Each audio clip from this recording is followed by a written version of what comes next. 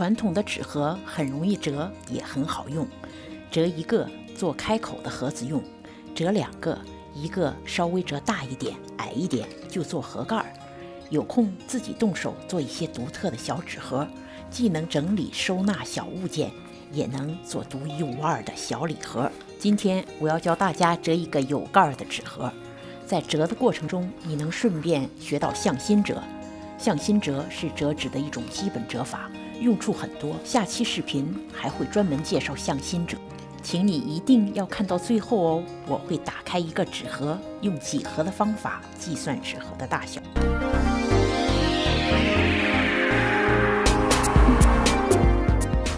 现在我们就开始折这个纸盒，蓝色底，波浪盖。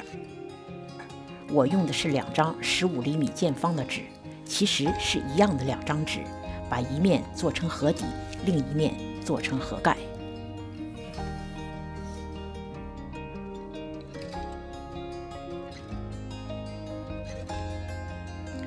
蓝色的一面朝上，先预折几个折痕，上下对边折，打开。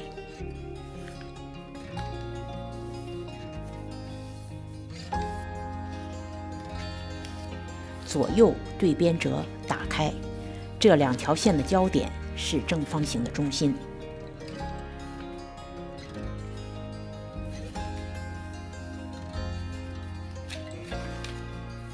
将纸翻面，对角折，打开。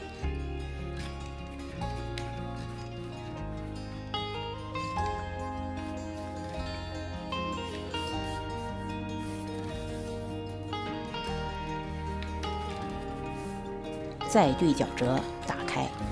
这2条线的交点也是正方形的中心。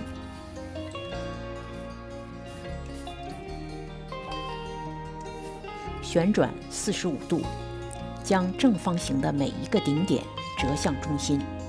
注意把每一个顶点独立折向中心，不要和刚刚折完的旁边的点或边对齐。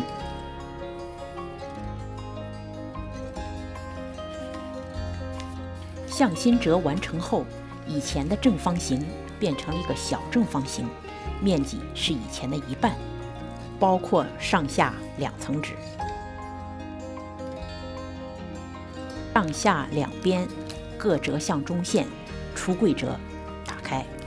你可以试试将纸层次多的地方稍微卷一下，再压出折痕，可能会有点帮助。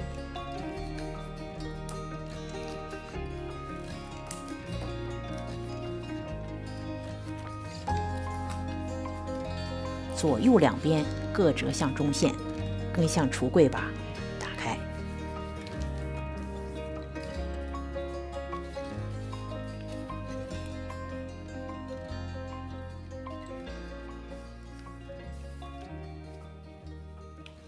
打开圆正方形的上下2个角，加强这2条骨线。到此，形成纸盒需要的所有的折痕都已经完成，变成立体的纸盒不过是水到渠成。颜色变换处这2个点推到碰头，打开的正方形的角很自然地站起来了。沿预折的折痕向下折，它就变成纸盒侧面和盒底的一部分。注意加强底下的2个合角。下面打开的角也是一样的折法，纸盒就折成了。一张纸由平面变为立体，真的很神奇呀！直到完成向心折，盒盖的折法和盒底的折法是完全一样的，只不过这次是从有花纹的一面折起。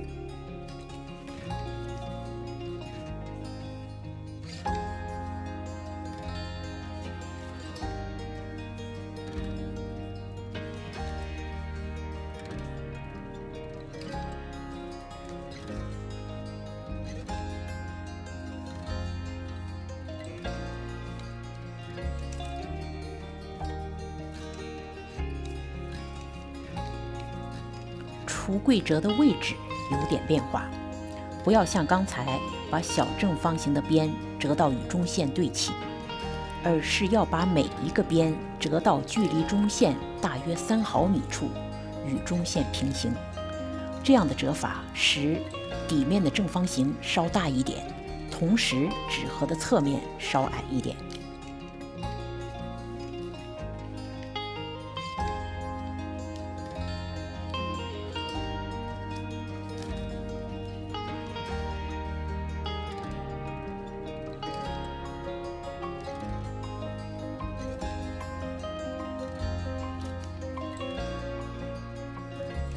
完成橱柜折的折痕以后，折法又和以前完全一样了，但是你会注意到纸形中间有点缝隙，颜色变换处这2个角推不到一起，它们之间的距离大约是6毫米。没有关系，这正是盒盖需要的。有盖的小纸盒就做成了。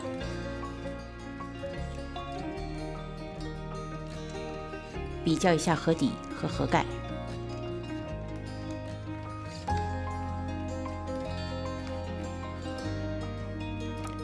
那么纸盒到底有多大呢？打开计算一下吧。从最后一步起倒序，把纸盒打开，这是它的折痕图。黑线标出的正方形是盒底，蓝线是这个小正方形的一条对角线，黄线是盒高。小正方形的对角线是原正方形中线，也就是边长的1半，盒高是小正方形边长的1半。折几下就可以很直观地证明这2点。